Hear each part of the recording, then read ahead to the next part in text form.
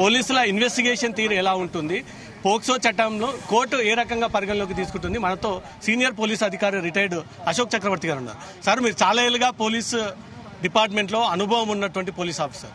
ఈ మహిళల వేధింపుల విషయంలో ఎలాంటి ఎగ్జామినేషన్ ఉంటుంది, ఎలాంటి మెడికల్ టెస్టులు ఉంటాయి, అసలు ఈ రేప్ జరిగిందా లేదా అనేది ఎట్లా ప్రూవ్ చేయగలుగుతారు మీరు కోర్టులో? ముఖ్యంగా పోక్సో చట్టం ప్రకారము ఎవరైతే విక్టిమ్ ఉంటారో, ఎవరైతే బాధితురాలు ఉంటారో వాళ్ళ స్టేట్మెంట్ ముందు ఒక ఉమెన్ పోలీస్ ఆఫీసర్ రికార్డ్ చేస్తుంది. దాని తర్వాత నీకు అమ్మాయి యొక్క విక్టిమ్ యొక్క medical examination, forensic medical examination ఉంటుంది. ఆ ఎగ్జామినేషన్లో క్లియర్గా ప్రూవ్ అవుతుంది అక్కడ అఫెన్స్ జరిగిందా లేదా. ముఖ్యంగా 99% ఎప్పుడైతే నీకు అఫెన్స్ జరుగుతుందో బాధితురాలు చెప్తారు నా అగేన్స్ట్ ఇలా అఫెన్స్ జరిగిందని చెప్పి. అది స్టేట్మెంట్ అయిన వెంబడే ఎవరైతే బాధితురాలు ఉంటారో ఆమెను తీసుకెళ్లి ఫోరెన్సిక్ మెడికల్ ఎగ్జామినేషన్ చేయిస్తారు. మెడికల్ ఎగ్జామినేషన్లో ఇంటర్నల్ ఎగ్జామినేషన్ ఉంటుంది. ఆ ఎగ్జామినేషన్ అంతా బయటపడుతుంది. అఫెన్స్ ఎప్పుడు జరిగింది బయటపడుతుంది, ఎలా జరిగింది బయటపడుతుంది, అంతా బయటపడుతుంది సార్. అక్కడ ఇప్పుడు 2016లో ఈ అమ్మాయి నాతో పరిచయం అని అలిగేషన్ పెట్టింది. అప్పుడు జరిగిన లైంగిక వేధింపులు ఇప్పుడు ఎలా బయటకు వస్తాయి మెడికల్ రిపోర్ట్లో? పోక్సో చట్ట ప్రకారము ఎప్పుడైతే బాధితురాలు అగేన్స్ట్ ఎప్పుడైతే అఫెన్స్ జరిగిందో అప్పుడు ఆమె మైనర్ ఉంటే పోక్సో చట్టం అప్లికేబుల్ అవుతుంది ఇందులో.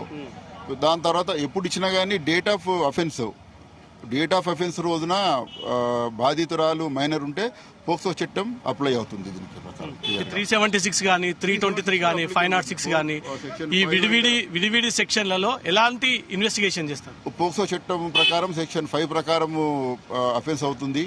ఎప్పుడైతే నీకు రేప్ జరుగుతుందో ఈవెన్ సెక్షన్ 376 ఐపీసీ పాత సెక్షన్ కూడా దీనిలో యాడ్ చేస్తారు, ఇంక్లూడ్ చేసి జాయింట్ గా ట్రయల్ అవుతుంది. ఐపీసీ 376 ప్రకారం ట్రయల్ అవుతుంది, పోక్సో సెక్షన్ 4-5 ప్రకారం కూడా ట్రయల్ అవుతుంది, సెక్షన్ 6 ప్రకారం శిక్ష పడుతుంది అందులో. సో మీరు చెప్పింది పోలీస్ ఇన్వెస్టిగేషన్. కమింగ్ టు కోర్టుకు వచ్చిన తర్వాత కోర్టు ఏవి పరిగణలోకి తీసుకుంటుంది? కోర్టు ముఖ్యంగా పరిగణలోకి తీసుకునేది బాధితురాలి యొక్క స్టేట్మెంట్ వాంగ్మూలాన్ని పరిగణలోకి తీసుకుంటుంది. ఆమె వాంగ్మూలం రికార్డ్ అయిన తర్వాత వాంగ్మూలము స్టేట్మెంట్ అన్ని కవర్ అయిన తర్వాత దానికి సపోర్ట్ గా మెడికల్ ఎవిడెన్స్ ఉంటుంది, పోలీసు వారు ఫైల్ చేస్తారు.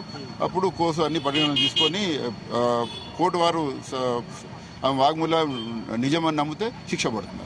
ఇమీడియట్ గా ఈ రోజు కోర్టులో ప్రొడ్యూస్ చేశారు. రిమాండ్ విధిస్తే ఎన్ని రోజులు విధించవచ్చు? ముఖ్యంగా సిఆర్పిసి ప్రకారం 14 రోజుల రిమాండ్ ఉంటుంది. మళ్ళీ ఎవ్రీ 14 days కు రినివల్ ఉంటుంది. అది ఛార్జ్ షీట్ వేసేంత వరకు రిమాండ్ కంటిన్యూ అవుతుంది సార్ అందులో. ఈ కేసుకు సంబంధించి ఒకవేళ నిజంగానే ఇది ప్రూవ్ అయినట్టయితే మాత్రం ఈ రోజు కోర్టులో ప్రొడ్యూస్ చేసినటువంటి వెంటనే ముందుగా 14 రోజులు రిమాండ్ విధిస్తారు. దీని తర్వాత కంటిన్యూగా ట్రయల్ పరంగా అతను కోర్టు ఈ పేషీలకు హాజరు కావాల్సి ఉంటుంది. ఏ సంవత్సరంలో జరిగినా ఎప్పుడు జరిగినా బాధితురాలు ముందుకొచ్చి తనకు ఈ అన్యాయం జరిగిందని ఇస్తే మాత్రం ఖచ్చితంగా మెడికల్ ఎవిడెన్స్ ద్వారా అదంతా కూడా బయటికి తీయొచ్చు అంటూ కూడా మాజీ పోలీస్ ఆఫీసర్ గతంలో డీఎస్పీగా పనిచేసినటువంటి అశోక చక్రవర్తి ఈ విషయాన్ని జీ తెలుగు ముందు ఆ వివరాలు వెల్లడించారు. Camera person Hemanth, Raviteja, Zee news.